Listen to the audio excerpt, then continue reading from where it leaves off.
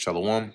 First and foremost, I want to give all praises, honor, and glory to Yahweh, Bahasham, Yahweh Shai, Bahasham, Rachak Kodesh. Double honors to the elders and the apostles of Great Millstone, and peace and blessings to the elect.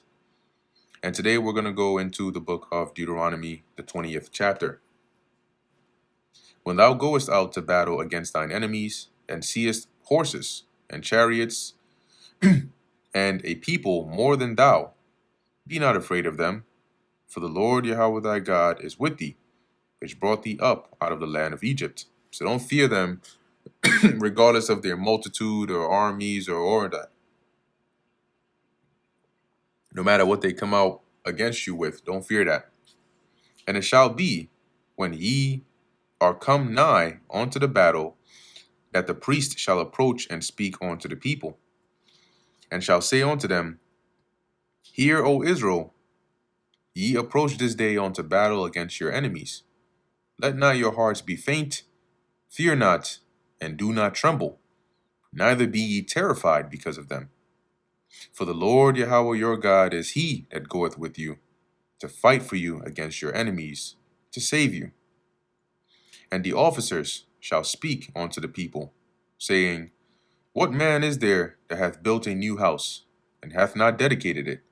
And the dedication here is more like, you've built a new house, but you haven't put it to use, right? You haven't actually gone in there, and actually used it. All right, let's go into that word dedicated there. It says here, hath not dedicated it. Right, chanak. And right, it says dedicate, inaugurate. When we go in here into the Hebrew Chaldee lexicon, you see, as it says, where is it? Right, down here in B, right, it says, see if I can highlight this.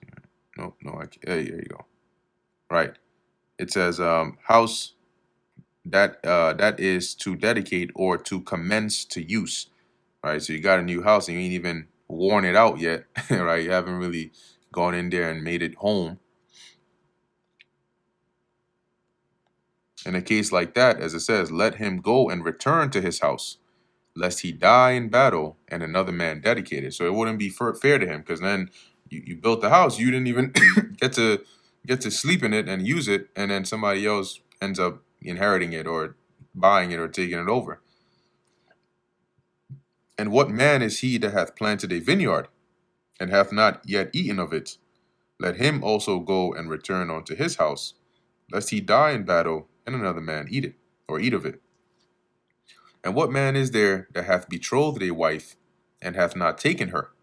So you are engaged, but you haven't consummated the marriage. You haven't actually, taken her. Let him go and return unto his house, lest he die in battle, and another man take her. Right? And so basically he ends up dying. She's not married at this point because he's dead, and then she gets remarried, right? Or they just, her father gives her to somebody else. So to avoid that, you got to go back. And the officers shall speak further unto the people and they shall say, What man is there that is fearful and faint-hearted? So who's in here right now that's afraid? Their loins are, their reins are trembling within them. Let him go and return unto his house, lest his brethren's heart faint as well as his heart. And this is because fear is contagious, right? In the sense that through his fear alone, just like how somebody can encourage you, you'll see like in these battles or in these wars, the captain will encourage, right, their men. Like Judas Maccabees did that a lot, right? And speaking those words, and it riles up their spirit, and now they're like, all right, let's go. The reverse is also possible, right? By the fear of this one person who's just constantly afraid, and they may be saying certain things and all that can actually start to affect the others. Especially if you're going up against an army that's like 2 or 3 times your size. So to avoid that, you send that person home. Verse 9, And it shall be, when the officers have made an end of speaking unto the people, that they shall make captains of the armies to lead the people. When thou comest nigh unto a city to fight against it, then proclaim peace onto it. Now, what that means is before you actually start attacking or besieging them, first give them the option to surrender. That is proclaiming peace onto it, saying, "Look, we're about to take your ass over, but if you surrender, you wave the white flag, you become subject unto us, then fine. They don't need for this war. And it shall be if it make the answer of peace." So if they respond and say, "Yes, yes, we will surrender peacefully and open unto thee," they open their gates and surrender. "Then it shall be that all the people that is found therein shall be tributaries unto thee." So they're going to be servants, right? They're going to pay tribute and they're going to be under you, and they shall serve thee. And if it will, if it will make no peace with thee, but will make war against thee, then thou shalt besiege it. And when the Lord thy God hath delivered it into thine hands, thou shalt smite every male thereof with the edge of the sword. You're going to kill him. Where is the edge of the sword? That's the sharp part. So if you hit somebody with a sharp part of the sword, what is that? You're cutting them. And in war, that means you're killing them. "But the women and the little ones and the cattle and all that is in the city, even all the spoil thereof, shalt thou take unto thyself, and thou shalt eat the spoil of thine enemies, which the Lord thy God hath given thee.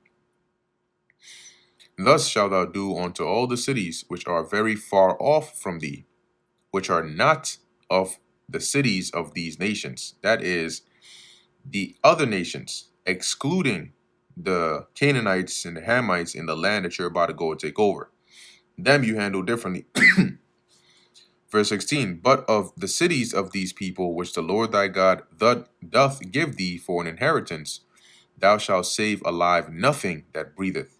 Okay, so those that are on the land that you have to go and take over, you got to slay them all. "But thou shalt utterly destroy them, namely the Hittites and the Amorites and the Canaanites and the Perizzites and the Hivites and the Jebusites, as the Lord thy God hath commanded thee, that they teach you not to do after all their abominations." Because if you completely slay them, then there's no risk, there's no chance of them influencing you in their wicked and abominable ways whatsoever, "which they have done unto their gods, so should ye sin against the Lord your God." So avoid that situation entirely by just slaying them. "When thou shalt besiege a city a long time, in making war against it to take it, thou shalt not destroy the trees thereof by forcing an axe against them, for thou mayest eat of them, and thou shalt not cut them down to employ them in the siege. For the tree of the field is man's life." So this is dealing with you go to besiege a city, there are some trees around, and those trees bear fruit. You're not supposed to destroy those trees and use their stem for, or branches for wood or for building tools for the siege. You're supposed to leave those trees because, as it says, the trees of the field is man's life because it bears fruit and it can sustain life, right? Somebody might depend on that to eat. So you're not supposed to destroy those trees. However, only, verse 20, "the trees which thou knowest that they be trees not for meat, thou shalt destroy and cut them down." So these trees don't bear fruit, right? Or food. Those trees you can actually break down, cut them down, destroy them. "And thou shalt build bulwarks against the city that maketh war with thee until it be subdued." So you can use that to build the tools and contraptions and so on to help you with the siege until you take over that city. And that brings us to the end of the book of Deuteronomy, the 20th chapter. Lord willing, that was edifying to the elect. In closing, I want to give all praises, honor, and glory to Yahweh, Bahasham Yahweh Shai, Bahasham Racha Kodash. Until next time, Shalom.